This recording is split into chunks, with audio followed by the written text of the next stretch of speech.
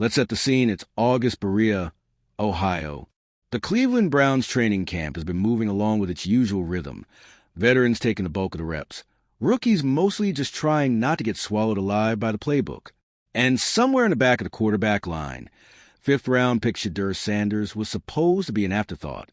He wasn't the shiny new toy the front office bragged about all offseason. If you're into the real story and all the messy twists they don't show on highlight reels, go ahead and subscribe. And if you're sticking around to see how this Browns QB chaos plays out, you should definitely be subscribed. He wasn't the established starter with a fully guaranteed contract. On paper, he was developmental depth, a player who might see the field in a couple years if things broke his way. But paper, as it turns out, doesn't account for poise, instinct, and a chip the size of Lake Erie on your shoulder. From the first day of camp, Sanders looked like a man on a mission. He didn't just go through drills. He attacked them. Where other rookies were still fumbling to remember where their receivers lined up, he was shifting protections, pointing out blitzers, and making the kinds of reads you expect from a guy who's been in the league for a few seasons. The turning point came on day 7. The Browns pitted the offense against their first-team defense in a high-intensity practice period. Myles Garrett, Denzel Ward, and Grant Delpit were licking their chops. Sanders, he didn't blink. He stepped up in the pocket, hit Amari Cooper on a dig route in stride, and then, 2 plays later, dropped a deep ball perfectly into Elijah Moore's hands between 2 defenders. The sideline erupted, not because rookies aren't supposed to complete passes. They are, but rookies aren't supposed to own the moment against one of the league's better defenses. By the time the horn blew to end practice, whispers were already making their way around the field. Did you see what Sanders just did? From there, the rise was impossible to ignore. Respect earned the hard way. It's one thing to impress coaches, but in the NFL, veterans are the true gatekeepers. They've seen hotshot rookies before, guys who flash for a week and fade into irrelevance. But Sanders didn't fade. His passes stayed crisp. His reads stayed quick. His demeanor never changed, even when reps got messy. That's when you started seeing subtle signs of acceptance. Cooper pulling him aside to talk about timing on option routes. Joe Bitonio nodding in approval after a blitz pickup call. Defensive backs coming over after practice to tell him that was a good ball. And when veterans start working with you after practice, not because they have to, but because they want to, that's when you know you've broken through. The contract everyone missed. The funny thing? The Browns front office may have seen this coming before anyone else. Sanders' rookie deal, nothing outlandish on the surface, had a series of performance-based incentives tucked into it, not the kind of clauses that get slapped on as boilerplate for rookies who will never use them. These were real, reachable milestones. Starts played, yardage thresholds, playoff appearances. It's like the Browns quietly hedge their bet. We'll sign him like a late rounder, but if he plays like something else, we're ready to pay. That kind of language doesn't show up unless someone in the building already suspects the kids got more in the tank than the draft slot says. Viral by accident. Of course, in today's NFL, it's not enough to be good. You have to be seen being good. And Sanders? He couldn't have timed it better. His practice highlights hit social media just as the dog days of camp had fans starved for excitement. One clip in particular, a rollout throw against his body, threaded between a linebacker and safety for a first down, took off. Suddenly, every sports radio host in Cleveland had an opinion. National blogs started writing about the Browns' intriguing rookie QB. When you get the city's attention before you've even played a preseason game, you're not just part of the team anymore. You're part of the conversation. The scrimmage that changed everything. The Browns held a full-contact scrimmage before the first preseason game, and that's when Sanders went from intriguing rookie to genuine problem for the depth chart. He didn't just survive against the defense, he dictated. He called audibles. He took shots downfield. And on 1/3 and 8, with the pocket collapsing, he sidestepped a rusher and zipped a strike to Donovan Peoples-Jones for a big gain. The crowd in the stands, mostly diehard fans who've been following camp reports, knew what they'd just seen. A rookie quarterback who belonged. The Watson question. This is where the story gets tricky for Cleveland. Deshaun Watson is still the starter. He's got the contract, the investment, the public backing from the front office. But the NFL is a results business, and the reality is this. If Sanders keeps stacking strong performances and Watson starts slow, the noise will be deafening. You don't spend all summer hearing about a rookie's poise and then ignore it when the games start. Not if you're serious about winning. The locker rooms divide. Inside the team, it's not so much pro Watson versus pro Sanders as it is play the guy who gives us the best shot. And right now, more and more players are thinking that guy might be wearing number 14. Some veterans, especially on offense, love the idea of playing with someone who sees the field quickly and gets the ball out on time. Others worry about throwing a rookie into the fire too soon. But nobody's doubting his talent anymore. That's the big shift. The critics eat crow. Sanders' rise has been especially satisfying for those who remember his pre-draft coverage. He was called raw and proven likely a backup at best. Some question whether his college success was just a product of playing for his father. Now, those same voices are awkwardly praising his leadership and football IQ. That's the thing about the NFL. Nothing shuts people up like tape they can't argue with. The Browns' dilemma. Here's the reality. If Sanders keeps playing like this in preseason, the Browns have to find a way to keep him involved. You don't let a quarterback this composed just rot on the bench.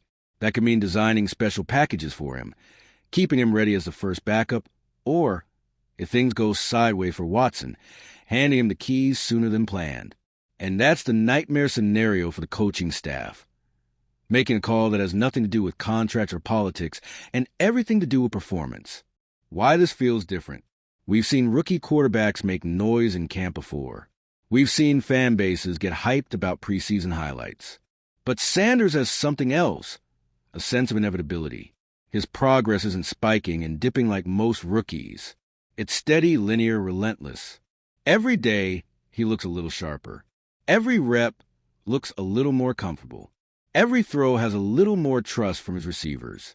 That's not hype, that's growth. The next few weeks. The Browns' first 2 preseason games will tell us everything. If Sanders can replicate his camp poise against another team's defense, the whispers will turn into headlines.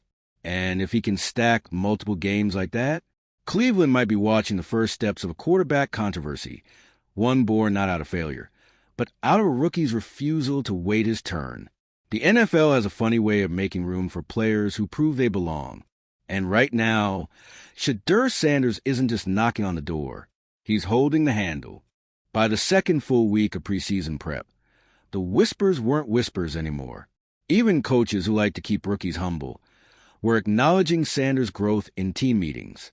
When you're seeing your backup rook slice up a top-tier defense in red zone drills, you can only chalk it up to luck for so long before you have to admit he knows exactly what he's doing. One coach, quietly of course, told a sideline reporter, "You can't coach some of this. He just sees it." That's not the kind of quote you drop unless you're already thinking about how to get him more reps. Watson's shadow, the Deshaun Watson factor, was always going to be the biggest barrier. Big contract, big expectations, and big pressure from ownership to make that investment pay off. But here's the thing about NFL locker rooms. They're meritocracies in the truest sense.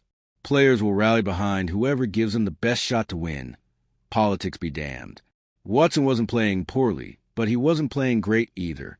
And in the NFL, good enough isn't enough when the guy behind you is making every throw look easy. It wasn't about Watson failing. It was about Sanders' momentum making it impossible to ignore him. Sanders' game management masterclass. One of the biggest revelations wasn't even his arm strength, which was exactly as advertised, or his accuracy, which was better than some scouts predicted. It was his tempo control. Against the Panthers in joint practice, he ran a 2-minute drill, so clean it looked scripted. Clock management, perfect. Decision-making, flawless. He used the middle of the field to keep the defense honest, dumped it to the running back when nothing was open, then struck with a laser to the seam for a touchdown. Veterans on both sides noticed. When defensive backs, whose job is to stop you, are talking about how sharp your reads are, you've officially arrived. The Jimmy Haslam factor. And then, of course, there's the owner. Jimmy Haslam is not the type to ignore shiny new toys, especially if the fans start chanting their names. He's been down this road before. Big-ticket QB drama isn't new to Cleveland, but there was something about Sanders that made him lean in rather than brush it off. Haslam reportedly started attending more practices than usual, watching Sanders' reps closely. That's either a sign of genuine curiosity or an owner starting to picture his marketing team running. The future is now campaigns. Performance-based contract? Yeah, that's a thing now. Here's where the huge contract move in the title comes into play. Sanders' rookie deal had those sneaky performance escalators baked in, but what most fans didn't realize until it hit the rumor mill was that if he hit certain marks, playing time, passing yards, wins, it would trigger early renegotiation rights. That's unheard of for a rookie this low in the draft. But that's exactly the kind of clause you insert when you believe you've got a diamond in the rough who might demand starter money sooner than later. The Browns weren't planning to pay it this soon, but Sanders looked intent on forcing their hand. Viral moments keep piling up. Every week seemed to bring a new clip. A sideline throw to Amari Cooper that dropped right over the defender's shoulder. A back foot bullet to Elijah Moore with pressure in his face. A pump fake that froze the safety long enough for a 35-yard strike to the tight end. These weren't lucky shots. They were deliberate, calculated, veteran-level plays. The kind of throws that defensive coordinators lose sleep over. The locker room vote of confidence. By mid-preseason, players weren't just complimenting Sanders in passing. Some were openly campaigning for him in interviews. Not start him now. No one was reckless enough to say that on record, but plenty of he's ready for whatever role they give him comments. When multiple offensive linemen and skill players start echoing the same message, it's not coincidence. It's a signal. The Browns' PR dilemma. This is where it got tricky for the franchise. If they hyped Sanders too much, they'd be accused of undermining Watson. If they ignored him, they risked alienating the fan base that was already falling in love with the idea of a rookie phenom. So they took the middle road. Highlight his big plays on social media, but bury them between Watson clips and generic team content. Of course, fans weren't fooled. They knew the difference between a throw that gets 200 likes and one that gets 20,000. The practice that changed the tone. It happened on an overcast Thursday. The Browns ran a competitive scrimmage with live tackling. Sanders got the ball on his own 25. First play, 12-yard slant, first down. Second play, play action, roll right, hit the tight end dragging across for 15 more. Then, on third and long after a penalty, he fired a 28-yard sideline shot between two defenders. The drive ended with a perfectly timed back shoulder throw for a touchdown. Stefanski didn't say much afterward, but his body language, arms folded, nodding, told you everything. Fan pressure builds. By now, preseason ticket holders were chanting his name during warm-ups. Beat writers were running Sanders watch columns.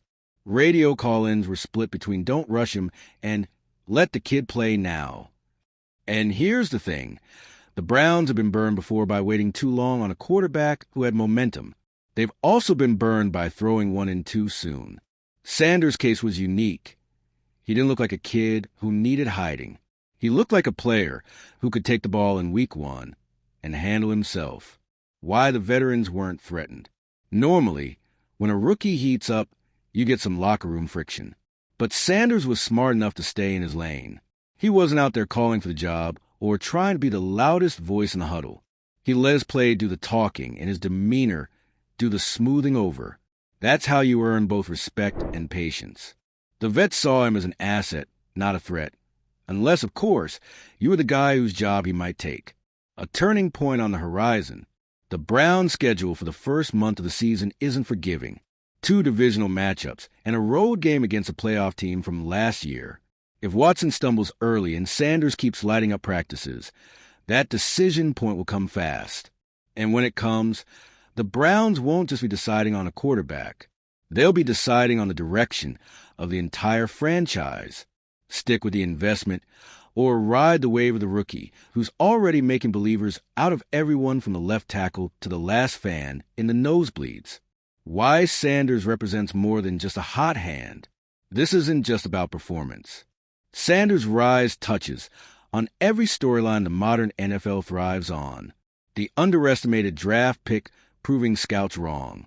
The fresh-faced leader bringing a spark to a long-suffering team. The potential QB controversy that fuels every sports debate show for weeks.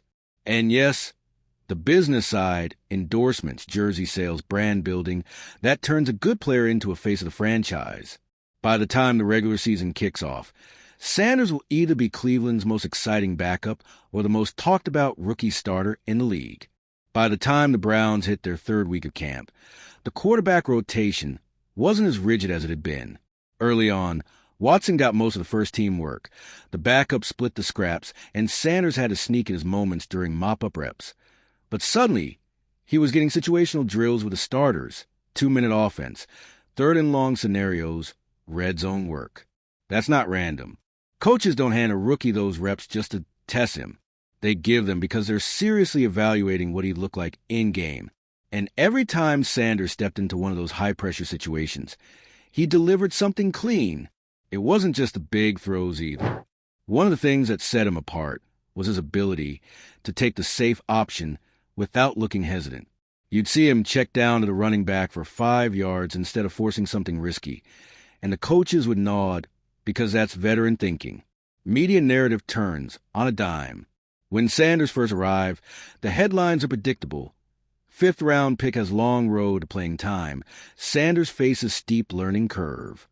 You could tell the media was pre-writing his development arc. Sit, learn, maybe play a few snaps late in the season. But camp has a way of rewriting scripts fast. By mid-August, the tone had shifted. Sanders turning heads in Browns camp. Could Sanders push for playing time this year? Sports talk radio hosts who'd barely mentioned him in June were now breaking down his mechanics in slow motion. That's when you know the tide has really turned. When the people who used to ignore you are suddenly acting like they saw this coming all along. The Deshaun factor gets louder. Deshaun Watson's presence is the obvious elephant in the room. The Browns made a historic investment in him, both in money and in public capital. And you don't just toss that aside because a rookie looks sharp in camp. But here's the catch. The NFL doesn't run on feelings. It runs on winning.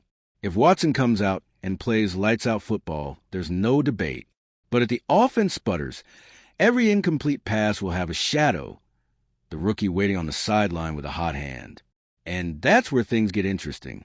The Browns front office has to weigh the sunk cost of Watson's contract against the fresh potential of Sanders. It's a balance between protecting the investment and chasing the spark that could ignite the season. The locker room subtle signals. Players don't always say what they mean to the media, but you can see it in their actions. Sanders has been getting pulled into more informal player-led meetings, extra film sessions, route discussions, even casual post-practice throwing sessions with starters. Those moments matter. When receivers start asking to work with you, it's because they believe they might be catching passes from you sooner than later. When linemen joke with you about hard counts or blocking schemes, it's because they're picturing you behind them in real games. This isn't about replacing Watson tomorrow. It's about laying the groundwork so that if the switch happens, the chemistry's already there. The preseason test. The Browns knew the first preseason game would be Sanders' real proving ground. Training camp is one thing. You're facing the same guys every day, running plays you've repped over and over. But a live game, with another team trying to rip your head off, that's where rookies either rise or crumble. Sanders rose. His reads were sharp. His throws had zip and touch in equal measure. He avoided the big rookie mistake. No panic interceptions. No clock management disasters. And that one drive where he threaded 2 passes between coverage before capping it with a touchdown, that's the drive that made the crowd roar and social media explode. Ownership starts paying attention. Jimmy Haslam's relationship with quarterbacks has always been a little, let's call it hands-on. When the owner starts making more appearances at practice, people notice. And by all accounts, Haslam was watching Sanders' reps with a lot more than casual curiosity. Owners love storylines. They sell tickets and jerseys. And rookie phenom defies odds is as good a storyline as any, especially for a fan base desperate for something new to believe in. The question is whether Haslam will be content to watch from afar, or whether he'll start leaning on the coaching staff to give the kid a chance sooner rather than later. The contract trigger. And here's the chess piece everyone's talking about quietly. Sanders' rookie deal has performance escalators that could push his earnings into serious territory if he plays enough snaps and hits certain statistical benchmarks. For the Browns, this is a double-edged sword. On one hand, it's a steal to get starting-level production from a fifth-round rookie. On the other, if Sanders does too well too fast, those escalators kick in, and suddenly you're paying like a top-tier starter. It's a good problem to have. But it's still a problem if you're trying to manage a payroll that already has one of the highest-paid quarterbacks in the league. Sanders' style of leadership.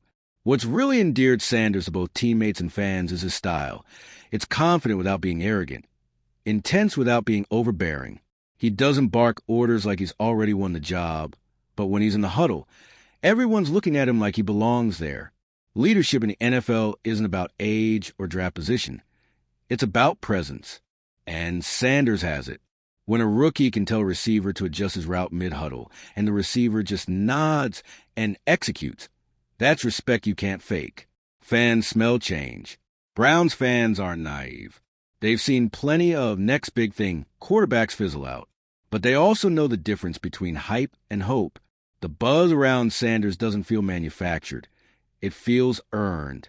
The chants during warm-ups, the Sanders jerseys popping up in stands, the way social media clips his throws are getting thousands of shares. That's organic energy.